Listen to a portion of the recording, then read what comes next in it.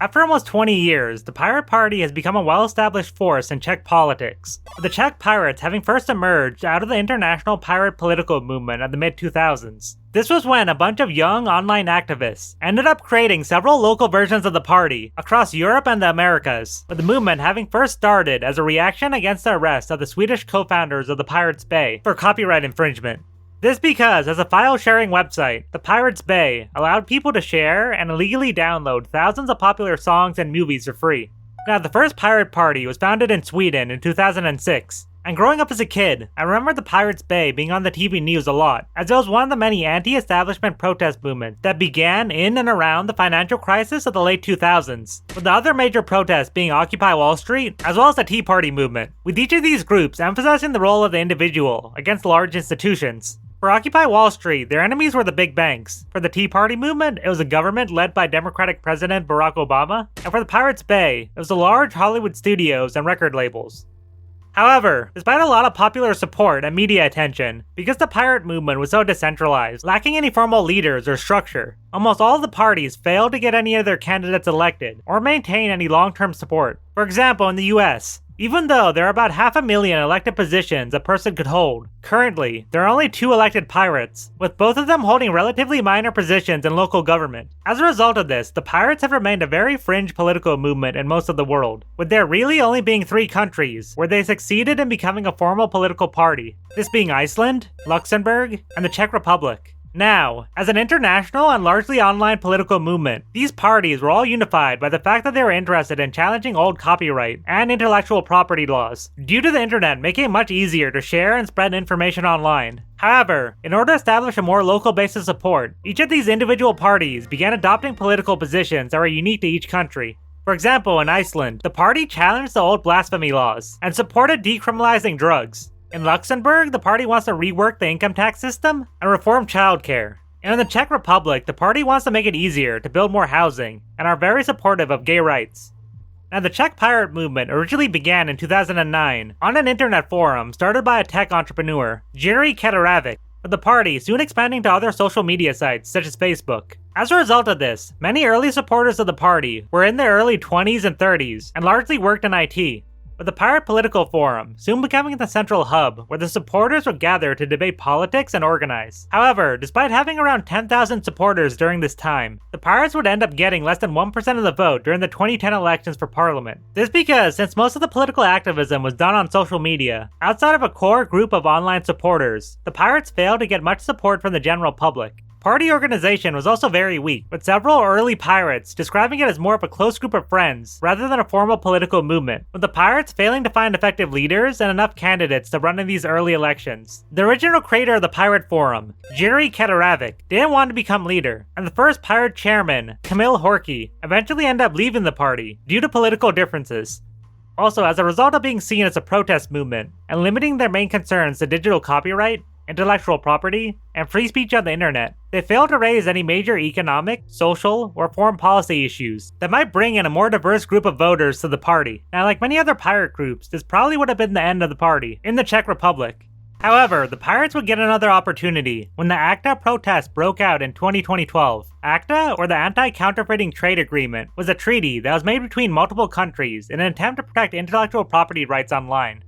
However, many people became concerned that this could also lead to increased regulation, surveillance, and censorship of the internet. And as a result of this, in the Czech Republic, the Pirates end up getting a lot of media attention for motivating young people to turn out for anti-ACTA protests, and for doing a lot of interviews on TV, with this success also being a result of the leadership of Ivan Bartos, who would end up leading the party from 2009 to 2024, with a small break in between, with Bartos becoming well known for spreading the pirate message and organizing supporters. He was also just a very charismatic personality with a unique haircut and interesting hobbies such as playing the accordion. This made Bartos a very attractive figure to the Czech media, allowing him to get more interviews. This then helped the Pirates to become more well known with the general public, who didn't use social media as much and weren't aware of the Pirate Party forum. With the Pirates finally being able to cross over from being a largely online movement to now being seen as a young anti-establishment alternative to the 2 largest parties of the time, the left-wing Social Democrats and the right-wing Civic Democrats.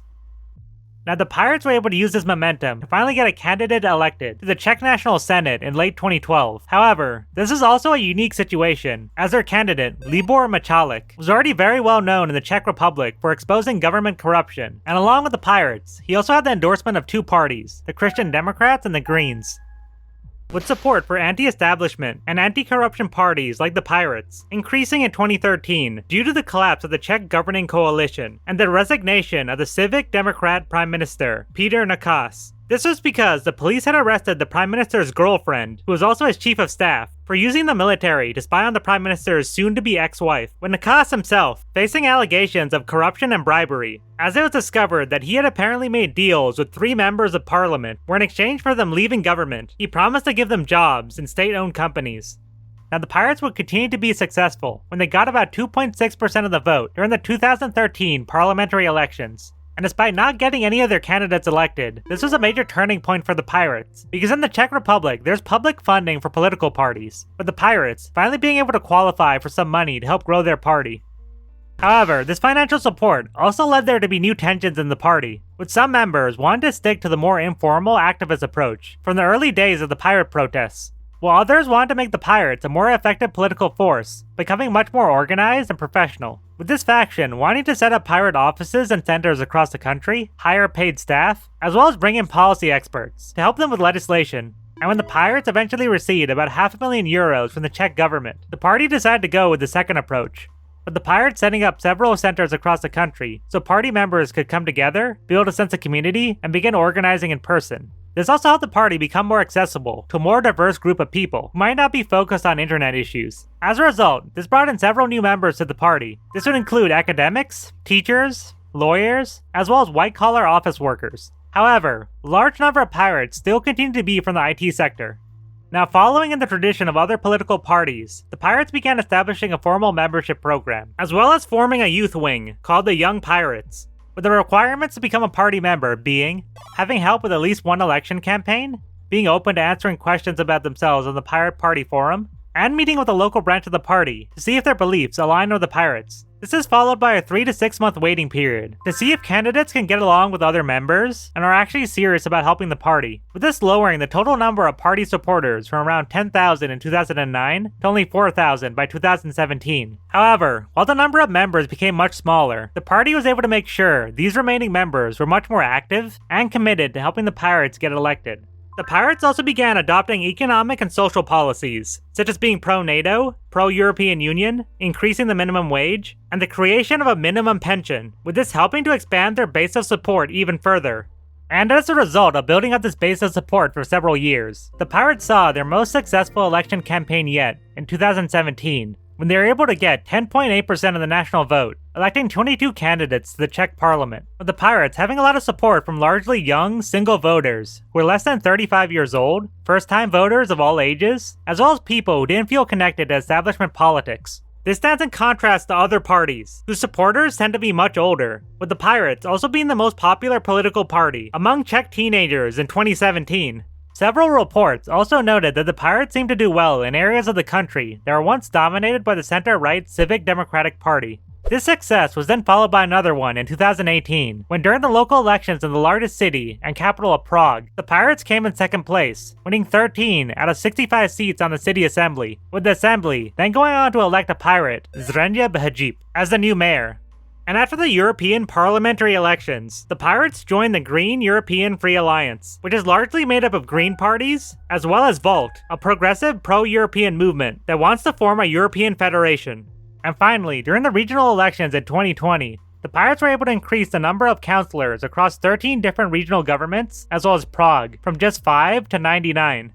Now, going into the national elections for Parliament in 2021, the Pirates ended up forming an electoral alliance with the Mayors and Independence Party, who are interested in shifting political power back to regional and local governments, with this alliance becoming known as the Pirates and the Mayors. Now, out of a total of 200 seats in the lower house of parliament, 72 would end up going to ANO, a right-wing populist party led by billionaire businessman and former Prime Minister Andrej Babiš. The center-right alliance, Spolu, made up of the Civic Democrats, Christian Democrats, and Top 09, came in second place with a total of 71 seats, while the Pirates and the Mayors came in third place with a total of 37 seats, with the Mayors getting 33 and the Pirates 4. Finally, the far-right Freedom and Direct Democracy Party would get the remaining 20 seats, and despite being a Czech nationalist and anti-immigration party, it is led by Tomio Okamura, a half-Japanese man who's born and raised in Japan.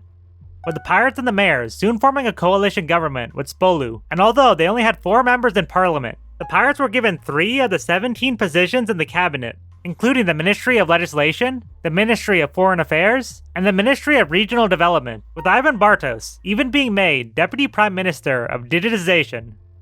Now, the coalition remained intact until 2024, when issues arose between the 5 different political parties in the coalition, and within the Pirate Party itself, with the Pirates and Bartos in particular getting a lot of criticism for a digital plan related to construction permits, with the government wanting to roll out a new and faster system for submitting paperwork online. However, there ended up being several issues that just made the process much more confusing and difficult. And in the middle of all this, after several disputes with the Pirates, the original founder of the party, Jiří Kadařábek, ended up leaving, with the Czech Prime Minister eventually dismissing Bartos from the cabinet as a result of the construction permit issues. This then led the Pirate Party to leave the governing coalition. However, the Pirate Minister of Foreign Affairs, Jan Lipavský, ended up leaving the Pirate Party instead, with Lipavský becoming an independent for a time, before eventually joining the Civic Democrats. Now, things only got worse when the Pirates ended up losing 96 of their 99 seats during the regional elections in late 2024, with Bartos eventually stepping down as party leader as a result of all these issues. And after a leadership election within the party, Zdeněk Hajip, the former mayor of Prague, was elected as a new chairman, with Hajip leading the party into the October 2025 elections, with the Pirates forming an alliance with the Green Party. Now, during these elections, the Pirates were able to make a comeback, going from having just 4 seats to now having 18, with 16 of the seats going to the Pirates and 2 to the Greens, making this alliance the 4th largest group in the parliament. However, concerns still remain, as it looks like a new right-wing government will be formed, made up of ANO, the Freedom Party, and Otto, which is a new right-wing populist party, centered around gas-powered cars and anti-environmentalism. But in reaction to this, the Pirates have committed themselves to forming a strong opposition and continuing to fight for freedom, democracy, and accountability in the Czech Republic.